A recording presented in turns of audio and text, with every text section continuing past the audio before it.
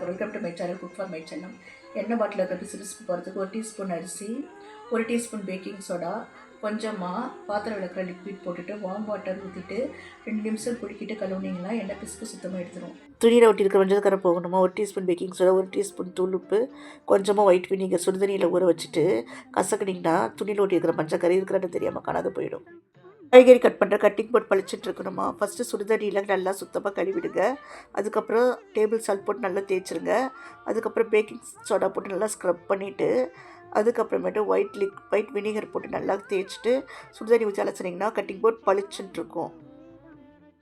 கருப்பாக இருக்கிற வெளிநகை பளிச்சுன்னா வரத்துக்கு அலுமினியம் ஃபாயில் ஷீட் கட் பண்ணி போட்டுக்கோங்க. 1 டீஸ்பூன் டேபிள் சால்ட் போட்டுக்கோங்க. 1 டீஸ்பூன் பேக்கிங் சோடா போட்டுக்கிட்டு சுடுதண்ணி ஊற்றுங்க. அதுக்கப்புறம் ஒயிட் வினிகர் போட்டு ஒரு ஸ்பூனால் நல்லா கலக்கி விட்டுருங்க. அழுக்கு மேலே வந்துடும். அதுக்கப்புறம் நகை எடுத்து பார்த்தீங்கன்னாக்கா பளிச்சுட்டு இருக்கும்.